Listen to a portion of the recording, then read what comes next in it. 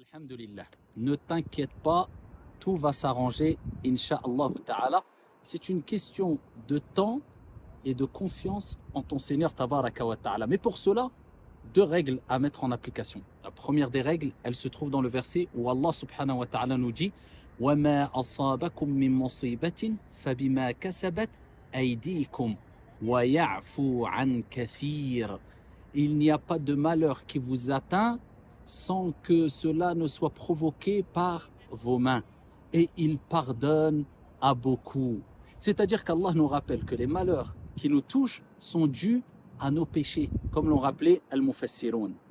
Donc si tu veux que les malheurs s'éloignent de toi, si tu veux goûter au bonheur et à la quiétude intérieure, et à la sérénité et à l'apaisement intérieur et extérieur, éloigne-toi au mieux des péchés.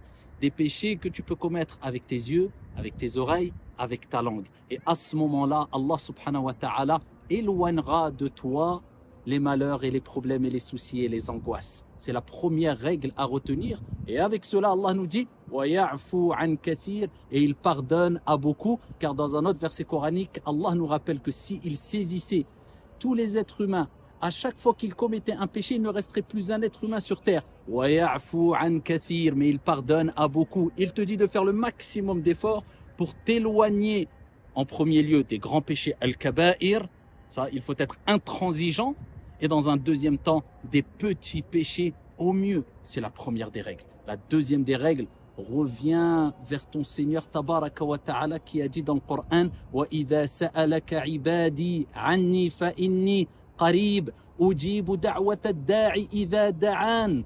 Et lorsque mes serviteurs, Allahumma ij'alna minhum, t'interrogent sur moi, je suis proche, j'accepte, je réponds à l'invocation de celui qui me demande. Mais Allah subhanahu wa ta'ala nous rappelle qu'il répond à l'invocation de celui qui lui demande. Mais de qui parle-t-il? Au début du verset, il dit وَإِذَا سَأَلَكَ عِبَادِي عَنِّي.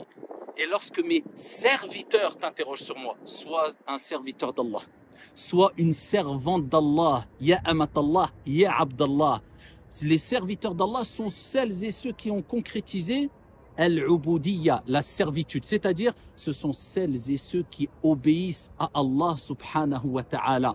Quand Dieu leur recommande ou leur commande de faire une chose, sami'na wa ata'na ghufranaka rabbana wa ilayka al-masir. Ils disent nous avons entendu et nous avons obéi. Accroche-toi aux actes d'adoration les plus importants qui ne doivent pas être considérés comme une corvée, mais comme une fierté, afin d'être reconnaissant vis-à-vis de celui qui éloigne le mal de ses serviteurs. Allah subhanahu wa ta'ala, accroche-toi à ta prière, accroche-toi à ton jeûne, accroche-toi au bon comportement, à la bonne moralité, éloigne-toi des grands péchés tels le mensonge, tel le délaissement de la prière, tel l'injustice, tel le vol, etc., etc., etc. Qu'Allah subhanahu wa ta'ala dissipe nos angoisses, nos soucis et nos tristesses, et qu'Allah remplace nos malheurs et nos épreuves par une joie et une félicité ici-bas et dans le delà. Wallahu a'lam, wassalamu alaikum.